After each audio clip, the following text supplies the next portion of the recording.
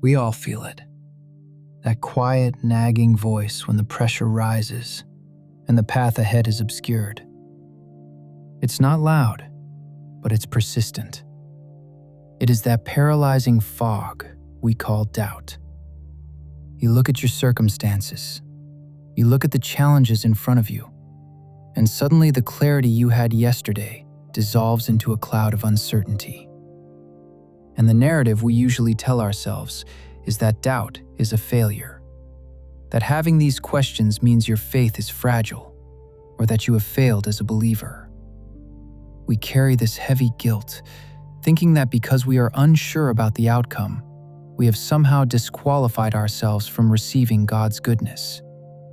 We assume that a person of faith must walk around with absolute, unwavering certainty every single second of the day, never flinching, never questioning, and never feeling the weight of the unknown. But we need to change the story. We need to look at what doubt actually does to us, both psychologically and spiritually. When you look at the life of Jesus, he never turned away someone who was struggling to believe. He met them exactly where they were. He didn't demand perfection. He demanded honesty. Doubt isn't an enemy that attacks you from the outside. Doubt is an internal disconnect. It's a fracture in our focus.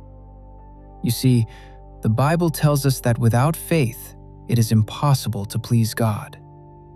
But we have to ask ourselves why that is. Why is faith the standard? Because faith is the ultimate expression of relationship. It is the conscious decision to rely entirely on the character of God. Because trust is the currency of connection. Trust is the only pipeline through which a deep, authentic relationship actually flows. When you lose trust, the pipeline closes. It's not that God gets angry or distances himself from you. It's that your capacity to receive his peace gets choked out by your own anxiety. When you let doubt make decisions, you are telling the situation, I am doing this on my own human strength. When you let worry override worship, you are saying, God, I see your track record, but I am betting on my anxiety this time. You are choosing to carry a weight that your shoulders were never designed to bear. You become the manager of a crisis that only the Creator has the authority to solve. There is a powerful moment in Mark chapter 9 where a father brings his suffering son to Jesus. The man is desperate. He has run out of options, and he is standing face to face with the ultimate solution. And he says something that is so deeply human. The Bible says, "And straightway the father of the child cried out and said with tears, Lord, I believe, help thou mine unbelief."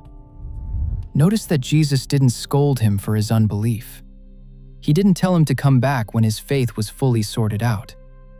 He responded to the raw honesty of his request. The man had belief and unbelief existing in the exact same heart at the exact same time, yet he made the choice to reach out anyway. That is the key that unlocks the breakthrough. It's not that God is fragile and gets offended by your questions. It's that when you decide you have to shoulder the entire burden yourself, you are cutting yourself off from the supernatural peace that is already available to you. Doubt doesn't hurt God.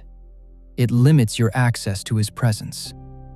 It constructs a gridlock in your spirit, stopping you from operating in your purpose because you are too busy managing your panic.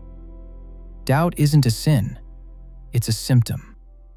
It's a symptom that you have stopped looking at the solution and started obsessing over the storm.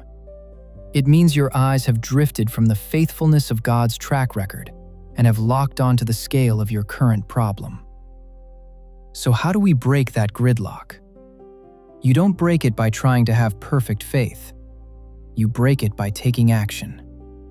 You don't break the lockdown of doubt by waiting for certainty to arrive.